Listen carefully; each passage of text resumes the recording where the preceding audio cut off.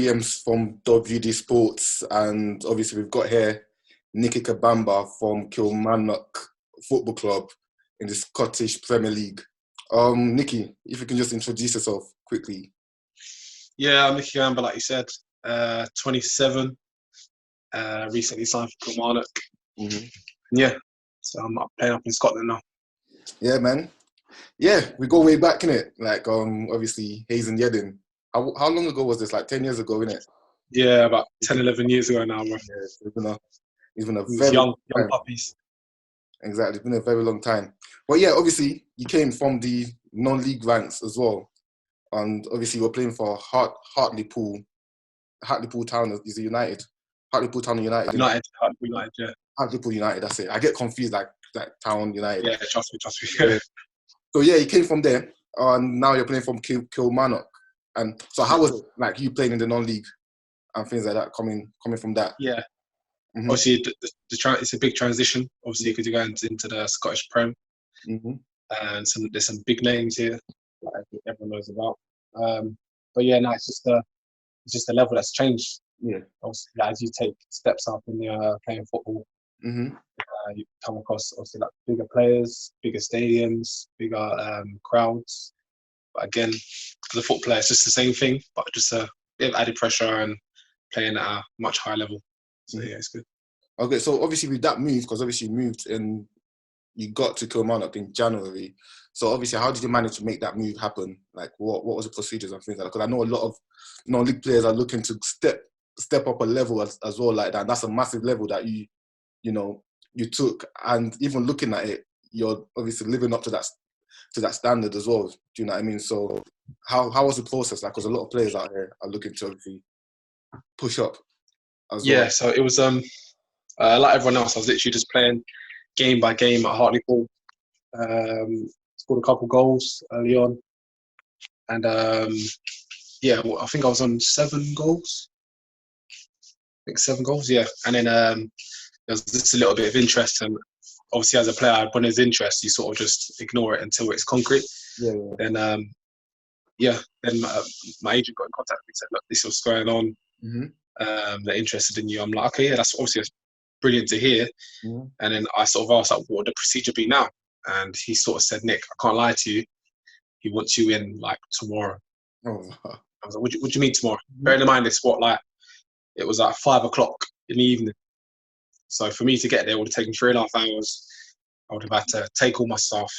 Obviously, I need to talk to my missus, talk to my family, and process it all before I make a decision. So even with that, I sort of had to speak to my family and stuff, and then within 48 hours, so 36 hours. How was your family's reaction with that? And obviously when they heard the news. Yeah, like from the background I'm from as well, like my parents. Yeah. Really, really proud of me, man. Like, our mum was so proud of me, dad was so proud. Mm-hmm. But again, it's a situation where they knew it was going to happen, and they're now telling me to sort of flourish from it, like take the opportunity and stuff like that. Yeah. And make sure I make the most of it. No, that's cool. And obviously, you've been looking like you're making the most of it. Because looking at you scored 2 goals already, and also you scored against Celtic as well, which was like a very big one as well. So yeah, if you can talk us like obviously through that goal as well that you scored against obviously Celtic, because that's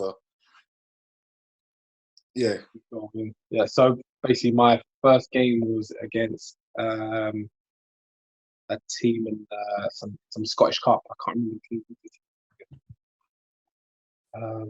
I can't remember the team, but it was my debut. Like, I came in on the Friday, trained on a Friday. Yeah.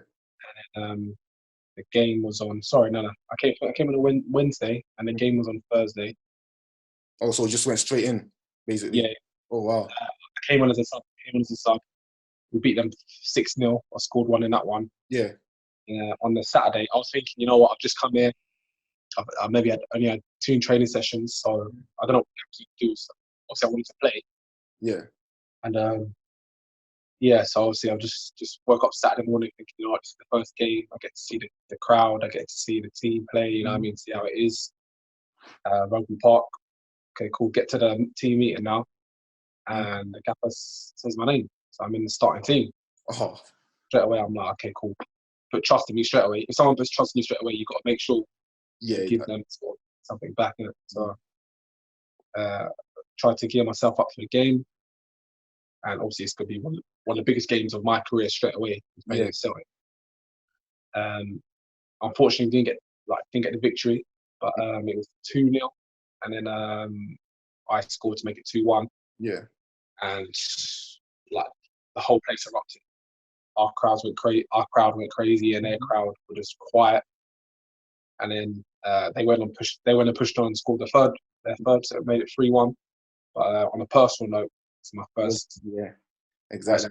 That was a good start. That's a very good start, obviously, to make a name, and obviously people know who you are, like in Scotland after that goal. Do you know what I mean? And all of that. Exactly. Yeah, no, it's quality, man. So what's I gonna say? With what's going on now, can you see me? It's a bit. Yeah, I can see you. Cool, because moving a bit shaky. That's why. That's right. You know what's going on now with this situation. Obviously, you've just got to obviously Scotland, your new club, and then bang, this pandemic have just obviously taken a lot from us. So obviously, how's it affected you personally? Because there's no training, there's no football going on, no matches. So how's that? Yeah, so for me, obviously, it's had a bit because I've just got it, so I wanted to see out the season, like finish the season strong with the team, finish in the top 6 like the team's always planned to. Yeah, and obviously that plan's been put on hold right now. But I'm disappointed as everyone else because this is our job, isn't it? This is what we do. So no football for some people, you know what I mean? For us now, we're just at home. Yeah, at home. So we're just waiting for all this to pass over so we can get back to our job, what we love to do. But like now, it's difficult, man. It's difficult trying to stay fit. We only get like one time to go out in the day. Feel a little bit caged in it because obviously we're always out running, fresh air. You're always out socialising and stuff. But I think it's just a time to stay at home until things like this pass. Like the quicker we can stay inside and let this all die down, it will be sort of the best for everyone. No, you're correct. You got a point. So obviously with you, how are you keeping fit? Because obviously we don't know if football is going to come back, and if football does come back, obviously you need to be on your best, on your best form, and on your best form. So how are you keeping fit? How are you, Yeah, so we've all been given like programs to do.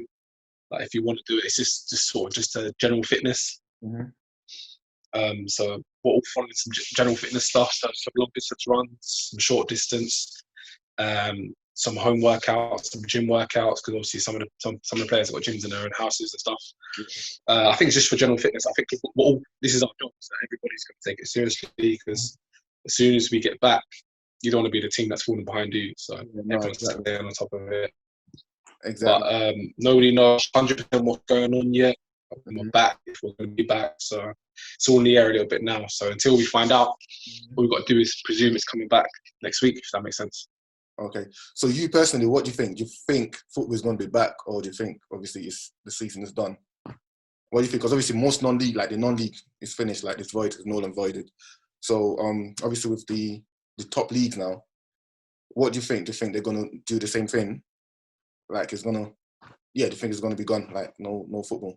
What do you think? Yes, it's a difficult one. It's a difficult one because I never knew that we'd make the decision straight away for the league. So they made a decision for non-league and said, look, you guys are done. Like it's complete void. So basically they've done the season for no reason, basically, yeah. It's going to be a tough one. Yeah. I don't know what they're going to do because if they cancel it, they can start the season perfectly next season. Yeah. Like normal pre-season and then boom, straight away the season starts. If they don't, then they're going to have to push back the season. Going to have to finish the season. And then they're going to have to push back pre-season or make pre-season shorter. It's going to affect. It's just going to affect the year a lot, like kind of thing. So it's a hard one. And at the same time, most teams have worked hard. The fans have worked hard. Obviously, the volunteers and clubs have worked hard. Obviously, throughout the season and things like that. And for them to come back like only 9-8 games, it hurts. But obviously, at the end of the day, it's all for the health. Like the health of people comes first. You know what I mean? But because it's come to a life or death situation. You know what I mean? So it's all about staying healthy. And if we're not healthy, we can't play the game. Yeah, exactly. So we just got to try and abide by the government laws and just wait for this to pass through. But the higher powers of the leagues and that, I don't know what they're going to do. It's a difficult decision to make, so I wouldn't have a clue what they're going to do. Definitely is. But yeah, let's go back obviously to the non-league side of things, because obviously you came from the non-league and things like that. So obviously, with you playing non-league it's very difficult. It's not like obviously the Premier League lots where they have everything on the plate for them kind of thing.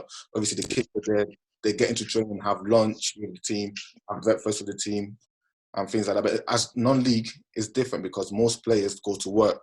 You know, some of them study, you know, and then Tuesday night they have to go training, Thursday night they have to go training, or sometimes midweek matches, and then getting home so late, probably 12 o'clock in the night, you know what I mean? And then waking up at like 6 o'clock to go to work. So obviously, how did you manage all of that, you know? Yeah, I've done that, man. I've done all that. I've done that. How was it work? So I work Monday, work Tuesday, asked to leave early on a Tuesday. Yeah. And then, so after work on a Tuesday, I would have to travel to the game, or if it's home or away, after having a day at work, play the game. Obviously, I'll be shattered after the game. Yeah. And then Wednesday morning, I'm back up again, like 7 o'clock, get up, try to get to work. Working again. And then Thursday, I'll be training, work, then go to training. Friday, work, then go home. I might have like a longer job on a Friday. And then Saturday, I'm up again. So the only day I really had off were the weekends. So it was just the midweek games were hard. And the weekends are still playing matches anyway, but obviously you're doing what you love at the end of the day. Exactly. But it was hard juggling all that. And then, so yeah, at that stage, that's when I already graduated. But before then, I was working, going to uni, like trying to slide in days at work so I can have some money to survive. So it's tough, man. It was tough. It was a tough time, but that's come out the other side. And yeah, exactly. And that's one thing people don't understand about. That's why I give so much credit to like non-league players, because having to go to work, to uni and then come back, going to training or going to a midweek match is not easy, because more times you're probably at work. Some people that do construction, some people that sit at the work desk, that takes a lot of work on the body, because imagine you're sitting on the computer throughout the day. And then you concentrate. Do you know what I mean? You've got a match, so you have to go to the match like with your body not feeling stiff. As opposed to like obviously the professionals, like they're well prepared like during the day, having that, you know, that routine before the match. Do you know what I mean? So yeah, nice a lot, man. That's why obviously I give a lot of credit to like non-league players, because it's tough, man. It's tough. And I think that's why when people go from that working life into football, they're like, you know what, I'm not going back. I'm not going back to my 9 to 5 or 8 to 6 or whatever. So I've got to focus and do what I've got to do on this pitch. So, Exactly. Yeah, man. But yeah. Now, so what's I going to say? Your favourite goal so far? I know your favourite goal so far that you scored. In fact, it's got to be. I've scored quite a few, but it's got to be most recent. It's got to be the one against Celtic. That's just purely because it was my first professional goal, and like joining a club and then scoring in like my first league debut game. Like, I can't go wrong, and I'm looking to continue doing that here as long as I can. And obviously this thing that's happened is a bit of a kick in the teeth, but we go again. Just got to wait. Brophy's in here.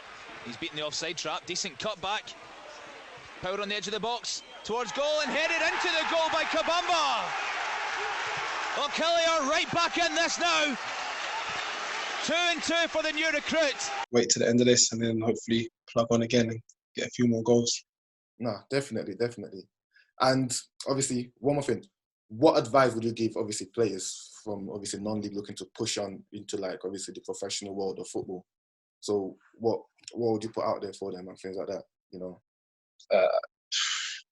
Obviously, I'm still in the game. I'm still learning. I'm still trying to get to places. I'm still trying to score goals. Still trying to get some accolades for myself. You know what I mean?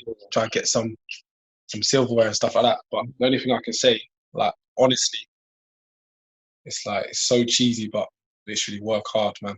Yes. If you work hard, you always get rewarded for it. Right. That's the blueprint. Literally, if you work hard. That's I've never been like the smartest, but I got a degree. Yeah. I've like even little things when I went to go do my theory driving, like I needed a car, so I made sure, like just for that whole week, I was looking into that book for the whole week, and then I passed. And it was calm. I had to, you know, what I mean, you got to work hard for it. You don't work hard for something, you ain't gonna get nothing. That's just a fact. So that's true. Like if you know me, I'm talking to my friends. Like most of the time, I'm talking to my friends like Nicke. Like obviously, from what I know, obviously, you were like just the same player as everyone in Hayes and Yedlin. Yeah. And I said, obviously, it's your hard work that took you there. Do you know what I mean? Like you're a hard worker, and that's what I'm constantly saying to everyone. Do you know what I mean? Like you're a hard worker. There's a time, obviously, when you first came to Hayes and Yedlin, you wasn't getting as much goals as you can. Was it the first season you wasn't getting as much goals? First or second season, yeah. But the second season is like you just started flying. You started flying, and I was thinking, nah, this is a different work rate. And then you started getting the reserves call up, and you got around that time you got the first team call up as well, wasn't it? Yeah.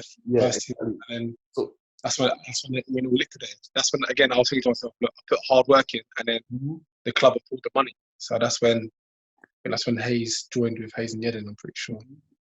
Like they lost all the funding and stuff, so everyone's gonna have setbacks. Everyone has setbacks in life, bro. Definitely. Just gotta try and push through it. Simple as. Definitely. But now, man, it's great to hear from you, Nicke, man. Honestly, and it's great to see that you're doing really well, obviously with football and that, because it's really inspiring as well. Do you know what I mean? And I appreciate that, man. I appreciate that. And hard work. I see what you're doing as well. I see your hard work. See what you're doing, man. This is good, man. Just make sure you keep doing your thing. Hard work. Work rate. That's the blueprint.